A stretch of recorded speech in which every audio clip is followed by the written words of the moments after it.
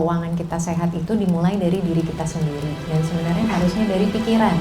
Karena kalau pikirannya ini udah negatif, biasanya kemana-mana. Tadi Mbak Alia mention tentang gimana pentingnya budgetingnya yang fleksibel gitu. Nah, ini juga sebenarnya mendasari kenapa di Bank Raya kita punya namanya satu satuan. Jangan sampai nih ya, business owner, uang tabungan pribadi kita habis buat ngebokin bisnis.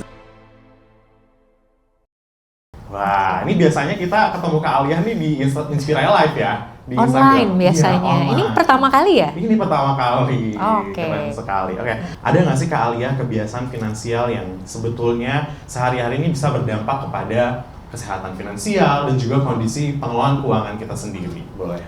Oke, kalau dari aku pribadi ya, kalau misalnya keuangan kita sehat itu dimulai dari diri kita sendiri dan sebenarnya harusnya dari pikiran. Karena kalau pikirannya ini udah negatif, biasanya kemana-mana. Di sini ada nggak? Nah, kan? Seperti ini salah satu penulis buku favorit aku, kalau dia bilang kita tidak mencapai kesuksesan berdasarkan tujuan kita, tapi kebiasaan kita. Kalau zaman aku dulu, zaman kita ya Furat ya, kayak jauh dekat naik metro mini apa naik bus gitu, harganya sama ya. Jauh dekat 2000 kayak pernah lebih murah lagi. Pernah lebih murah lagi. Kayaknya yang ibu-ibu relate. Kayaknya ibu-ibu ngerti kan? Yang depan-depan relate. Yang depan-depan enggak, sekarang MRT tuh per station ya kan. Kalau Transjakarta sama nih gitu. Tapi tujuan kita sama-sama pengen mencapai financial freedom. Tapi yang membedakan berhasil atau enggaknya itu adalah kebiasaan kita. Dan kebiasaan kita misalnya apa? Rebahan, ya kan? Scrollingan gitu, check outan gitu. Kok senyum-senyum juga sih mas-mas yang di sini gitu. Ini kan? Gen Z habit banget sih. Tapi menular nggak cuma Gen Z. Menurut aku milenial pun akhirnya terbawa karena habit itu juga sangat dipengaruhi oleh pertemanan kita, lingkungan kita sama keluarga kita. Nah, sedikit cerita tentang healthy habit. Nah, kalau menurutku ya, dan aku percaya teman-teman tuh tahu kalau yang namanya uang tuh sama kayak energi. Kalau uangnya minim, energi kita ikut minim, ya kan? Kalau lagi banyak uang, energinya tuh banyak banget. Jadi seharusnya ngatur uang tuh kayak ngatur energi kita. Nggak cuma buat hari ini, kalau kita maksain hari ini ya Nis ya, banyak banget kegiatan, besoknya nggak pengen. Kalau hari ini di weekend gitu, banyak banget duit yang kita keluarin, Senin, Selasa, Rabu Indomie aja gitu kan, kayak turun tiba-tiba kualitas hidupnya. Karena ternyata kita tidak melimit. Yang pertama tuh soal budget. Budget aku, budgetnya Kak Farhat, budgetnya Kak Denis nih beda. Ya, bisa aja kita sama-sama punya 1 miliar tapi tujuannya beda-beda, jadi budget yang dikeluarin nih beda-beda. Terus yang kedua, pada punya tabungan nggak kawan Raya? Nah, kira-kira udah pada buka rekening Bank Raya belum nih yang ada di sini nih? Udah ya. Udah dong. Udah dong. Udah belum? Udah ya. Nah, sekarang pertanyaannya tabungannya cukup nggak? Beda-beda lagi, ya kan. Dulu tuh aku pikir orang tuh segampang itu loh, kayak di doktrin misalnya gurunya bilang bang bing bung, ini ketahuan banget ya angkatannya gitu. Yuk kita nabung gitu. Buka tuh aku sebagai pelajar yang baik, bukalah tabungan pelajar gitu. Tapi ternyata gak semua orang punya tabungan, ya kan. Karena zaman dulu susah, tapi alhamdulillah zaman sekarang mah udah gampang ya Mas Farhat ya, tinggal di smartphone. Tapi punya tabungan itu tidak menjamin karena kalau kita tidak terus menabung energi tersebut. Punya tabungan tapi kalau rekeningnya ke didak habis sama biaya administrasi juga kan? Nah, habis juga. Jadi itu yang harus dibiasakan. Gimana kita selalu menyisihkan uang dan energi kita untuk besokannya dan sampai tua nanti. Terus yang ketiga, ya, saya yakin teman-teman sering mendengar istilah investasi gitu. Cuma yang ada di bayangan nih biasanya susah gitu nggak sih Mas Farhat? Susah nggak? Susah. Susah. Dan rata-rata di usia saya dan Kak Farhat gitu. Terus tuh apa sih gitu? Ya, Aku diem aja nih di diem sini. aja gitu. Biasanya jujur kita baru mulai investasi setelah kerja. Tapi sekarang anak-anak Gen Alpha, Gen Z dari kuliah tuh udah banyak banget informasinya, udah banyak banget pilihannya, udah bisa investasi. Yang sering kedengeran yang tadinya 100.000 bisa taruh di obligasi nambah 6%. Bisa taruh di reksadana juga nambah. Jadi uangnya bisa tetap bekerja. Cuma caranya adalah ya kita harus nambah ilmu. Nomor 1 saya selalu bilang kalau investasi dikaitkan dengan berbagai macam resiko. Nah, kira-kira hidup kita penuh resiko nggak? Banyak resikonya. Jadi saya selalu bilang kalau mau hidup lebih baik justru kita harus bersahabat dengan resiko. Dan resikonya seperti apa bisa dipelajari. Dan yang terakhir ya nih terutama buat kawan raya mungkin yang lagi mencari inspirasi gitu, mau bisnis, mau punya professional karir di kantoran, itu apapun bisa, boleh. Tapi yang harus kawan raya ingat, hampir 80% sumber energi kita, sumber kekayaan kita selama hidup berasal dari pekerjaan kita. Cuma jarang dikasih tahu kalau kerjaan kita adalah sumber kesejahteraan. Kalau misalnya udah ibu-ibu gimana nih Mbak Alia? Berarti kita harus mensupport karirnya suami kita. Apa yang kita bisa bantu tapi jangan disusahin. Bikinlah yang namanya career plan untuk kalian yang memilih jalur kantoran dan bikinlah bisnis plan yang nanti mungkin bisa ditanyakan langsung kepada para business owner nih Mas Dennis gitu. Sebetulnya apa kebiasaan buruk pengelolaan keuangan yang masih erat banget sama masyarakat dewasa ini? Oke, jadi kan kita tahu ya kalau kita tuh bestie kita sehari-hari tuh selain diri kita sendiri adalah sosial media kita ya. Betul. Siapa yang nggak punya sosial media di sini? Nggak ada kayaknya. Nggak ada ya. Jadi memang kita akuin dulu nih kalau sosial media tuh emang udah jadi bagian dari hidup kita. Betul. Nah, untuk unhealthy habit kita bisa lihat kan slide selanjutnya nih ya. Nomor 1 itu FOMO. Beli apapun tuh karena FOMO. Wajar aja, kenapa? Karena manusia itu adalah makhluk yang sangat suka update. Betul. Kita tuh selalu ingin update dalam hal apapun, nggak cuma dalam pembelian, tapi dalam pengetahuan juga. Tapi misalnya pengetahuan baru pun tuh biasanya juga membutuhkan biaya, ya kan? Jadi yang pertama, 15 tahun terakhir, hidup kita tuh sangat penuh dengan FOMO. Walaupun lingkungannya kecil nih gitu, kayaknya Kak Denis introvert gitu ya, aku ekstrovert. Sekecil-kecilnya lingkungan kita tuh sangat takut FOMO. Oke. Terus yang kedua, beli karena bisa. Ini statement yang terjadi karena saking mudahnya dan saking murahnya. Zaman dulu, awal aku mulai kerja mungkin ya, berbelas-belas tahun yang lalu ya, ketika aku memulai karir kantoranku, kopi itu cuma ada Starbucks.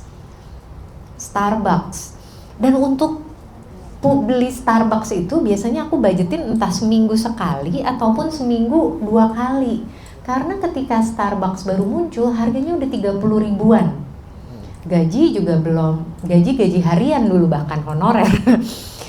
Jadi itu suatu kemewahan, tapi karena saya yakin saya bisa beli, ya udah kenapa enggak. Padahal bisa bukan berarti harus. Oke. Patut dicatat itu. Ya, bisa bukan berarti harus, justru kamu harus bisa menahan kesenangan-kesenangan ini. Karena harusnya nih ya, bisanya tuh untuk apa? Untuk hal-hal yang besar.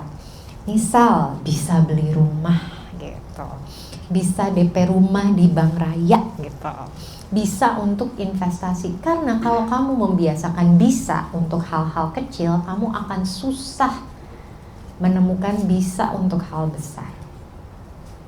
Better say no to a good things so you can say yes to a great things.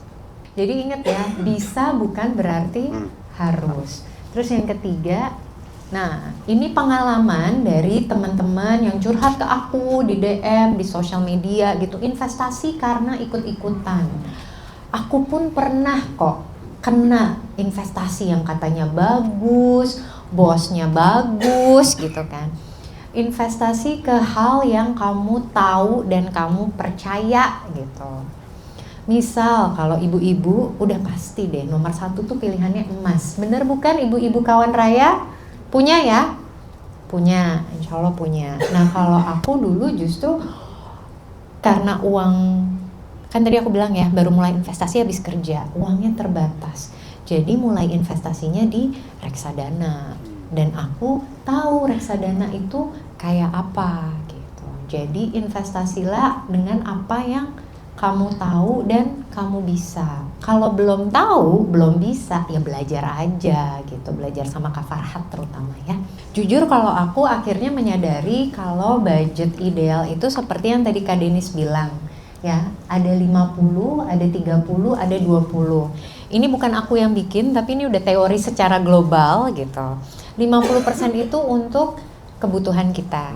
30% itu untuk keinginan. Kenapa keinginan itu termasuk penting? Karena menjadi motivasi dan kenikmatan kita untuk hidup. Dan 20%-nya adalah memang untuk tabungan masa depan kita. Tapi ini adalah yang paling ideal. Nah, sedangkan menurut aku budget itu sangat fleksibel. Jangan memaksakan diri kamu gitu kayak, ya Allah, katanya kawan Bang Raya gitu ya, nggak boleh lebih kebutuhan 50%, terus ngerasa nyesek banget, ini nggak bisa gitu. 100% gajiku masih semuanya kebutuhan, iya nggak apa-apa. Nggak apa-apa sama sekali, karena aku bilang sebenarnya pengelolaan keuangan itu harus fleksibel. Tapi pertanyaannya, kalau sekarang kita belum bisa nih yang idealnya, kita butuh berapa lama sih untuk mencapai budget yang ideal ini gitu. Kayak tadi juga sempat cerita sama para business owner gitu. Ketika membangun bisnis, boro-boro punya profit ya. Untuk mencapai target omset aja tuh butuh waktu gitu. Jadi disesuaikan idealnya kita dengan keadaan. Tapi tetap punya target gitu. Kalau aku sekarang mikirnya gini, selama kita masih cukup 100% misalnya buat kebutuhan, dan misalnya ada utang nih Mbak Al gitu, karena misalnya sisa-sisa COVID gitu. Selama 100% itu bisa menutupi kebutuhan dan hutang, kamu udah sehat budgetnya. Cuma sekarang gimana nih kita bisa mencapai budget yang ideal tadi Kak Denis? Ada nggak sih dari Bang Raya solusi pengelolaan keuangan yang mudah? Wah, ada banget Dis. Kalau tadi Mbak Alia ngomongin gitu ya, ngomongin tentang habit sebenarnya. Kan ada suatu riset yang bilang bahwa namanya kebiasaan itu ya nggak semalam jadi gitu kan. Betul. Butuh waktu kurang lebih, ini based on riset, butuh waktu 90 hari melakukan hal yang sama sehingga itu menjadi habit. Nah, malah saya boleh silakan. Boleh, silakan. Nggak lihat mukanya di belakang tuh nggak enak gitu. Dan nggak bisa ngelihat ke sana, nggak bisa sampai. Iya, jadi kan tadi Mbak Alia ngomongin tentang habit ya Bapak Ibu ya kawan saya, tentang gimana punya kebiasaan akhirnya gitu, dan kebiasaan itu kan nggak terjadi overnight, nggak kayak oatmeal yang overnight besok udah siap dimakan gitu kan, tapi kan memang ada butuh waktu untuk membiasakan diri sampai akhirnya suatu tindakan berubah jadi habit. Nah, yang menarik adalah gini, saya tertarik banget Mbak sama judul acara kita hari ini kan, mudah kaya raya gitu kan. Ini sebenarnya kan pertanyaannya buat Bapak Ibu mungkin gini, berapa banyak dari Bapak Ibu yang merasa bahwa jadi kaya raya itu mudah? Ada nggak? Ada nggak yang merasa gampang kaya raya itu gampang? Nggak ada ya? Kita semua sepakat ini nggak mudah ya. Tapi Tapi pertanyaannya adalah apa sih beliefnya kita tentang kaya raya gitu? Apa kepercayaan? Apa yang menjadi belief kita? Apa yang kita percayai tentang uang kita gitu? Ya. Apakah uang ini sebagai sesuatu yang memang sebagai teman, sebagai sesuatu yang bisa kita kelola dengan baik, atau sebenarnya sebagai sesuatu yang kita nggak ngerti cara ngelolanya gimana gitu? Jadi menurut saya namanya habit pasti ujung-ujungnya balik lagi ke apa yang kita percaya tentang apa yang kita punya saat ini gitu. Have what we have what I have. That's why agree banget gitu, Mbak Alia tadi mention bahwa pengelolaan keuangan itu perlu fleksibel, jadi nggak dipaksain, bener-bener punya apa yang saya punya sekarang dan experience apa yang saya lagi experience saat ini gitu. Nah, kalau ngomongin tentang Bank Raya, ya Bank Raya punya solusinya sih, Mbak Al, Dennis dan Bapak Ibu gitu ya. Cuman yang saya mau highlight gini loh, Bapak Ibu. Kita di Bank Raya ngelihat kawan raya sebagai satu kesatuan gitu, sebagai manusia, orang yang sama yang di rumah adalah seorang ibu, orang yang sama yang di bisnisnya adalah seorang business owner, dan orang yang sama yang jadi bagian dari kelompok arisannya, atau yang orang yang sama yang bagian dari organisasi yang diikutinnya. Kan orangnya sama kan ya, orangnya nggak beda-beda gitu kan, orangnya adalah orang yang sama. So di Bank Raya kita percaya, boleh balik dulu ke slide sebelumnya. Kita percaya bahwa Bapak Ibu kawan raya adalah satu sosok yang otentik gitu, sebagai seorang pribadi, sebagai seorang business owner, sebagai sebagian dari komunitasnya. That's why kalau ngomongin tentang solusi keuangan dan kita ngomongin tentang budgeting dan lain-lain, kita juga mau nemenin di semua aspek kehidupannya Bapak Ibu gitu, di bagian pribadi, di usaha dan juga di community. Coba next slide.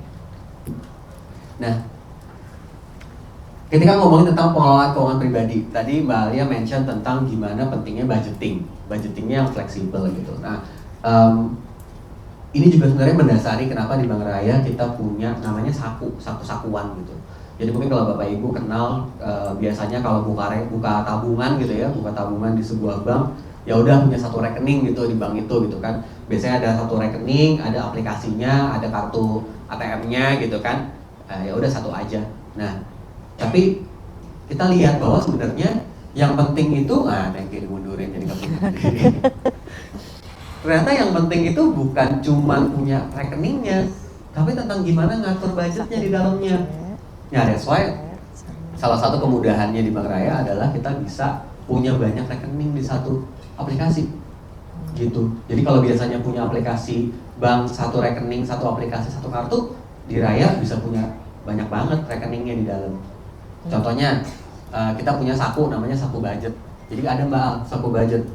Jadi langsung dibajetin gitu? Langsung dibajetin. Oh, gimana? Nah, jadi kita punya saku budget. Saku budget ini satu orang bisa bikin sampai 10 budget berbeda.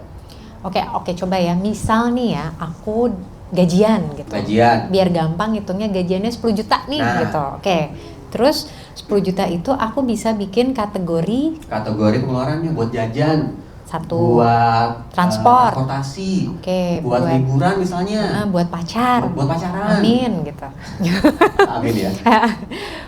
Sampai 10 kategori. Sampai 10 kategori budget. Oke. Dan yang menarik lagi, budgetnya bisa disetting nih. Misalnya, saya mau kalau saya awal gaji 10 juta misalnya. Terus saya mau pokoknya sebulan buat makan 1 juta deh misalnya. Kurang nggak sih? 2 juta gitu misalkan buat makan gitu ya. Langsung bisa di-set tuh.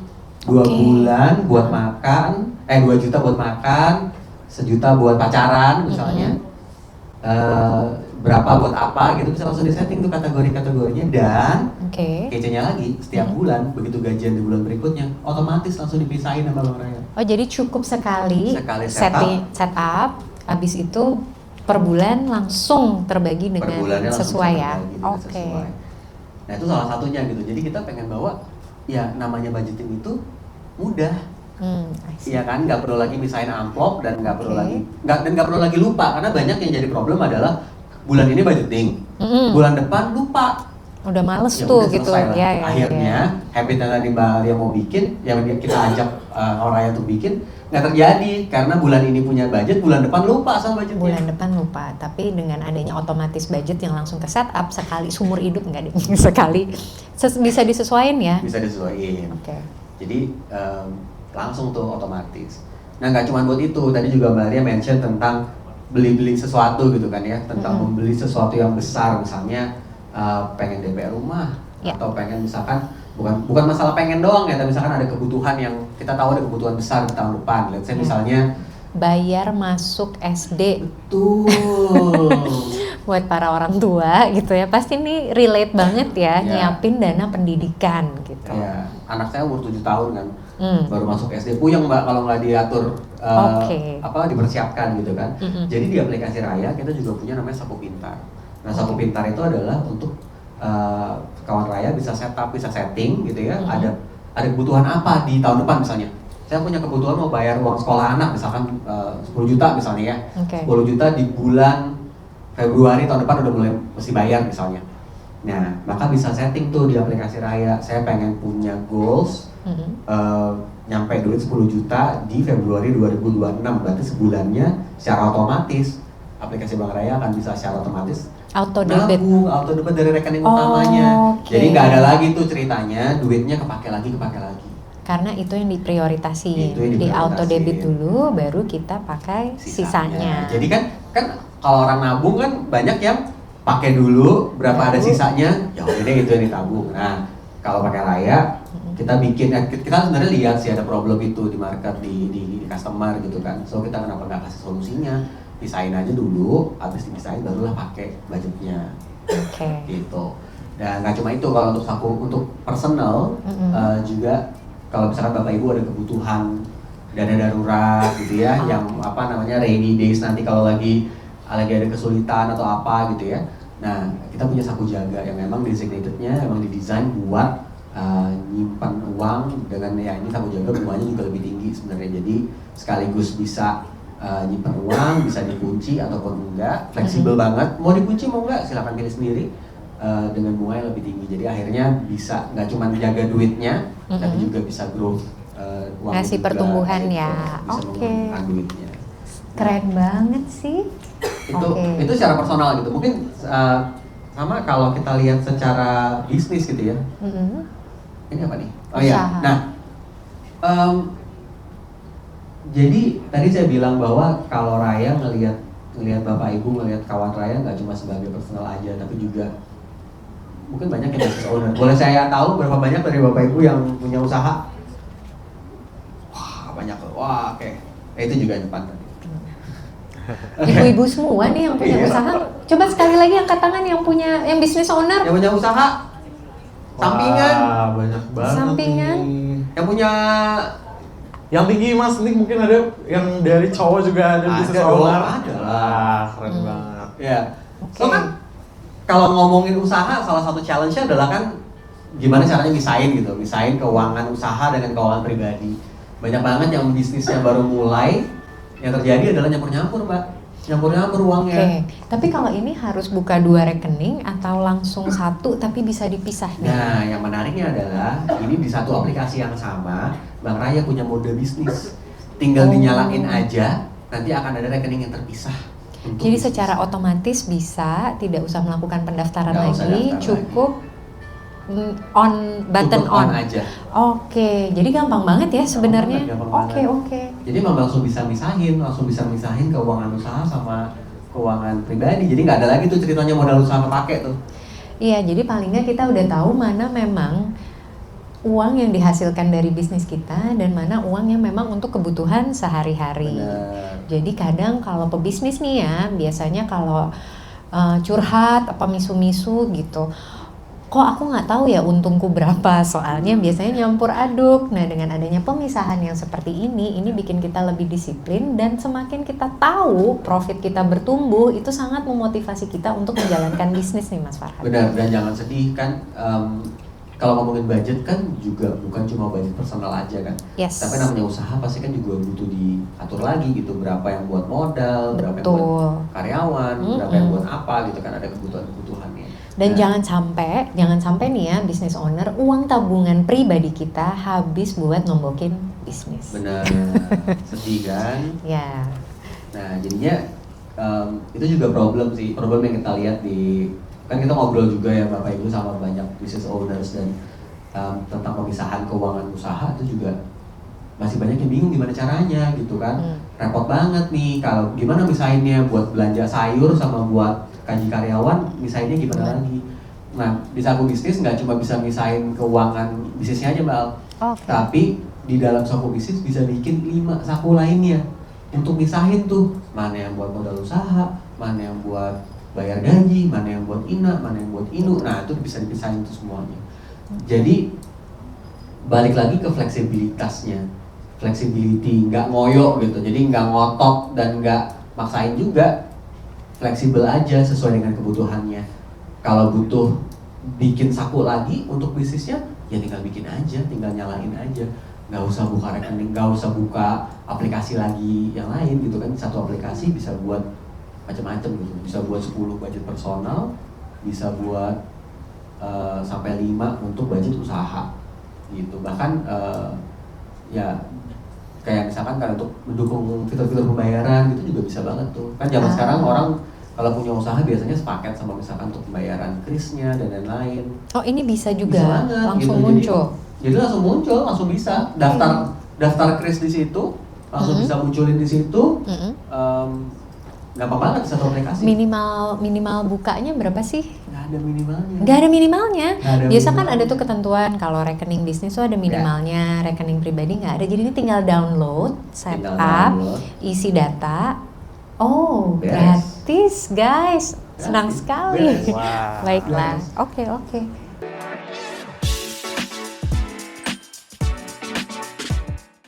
Rayakanlah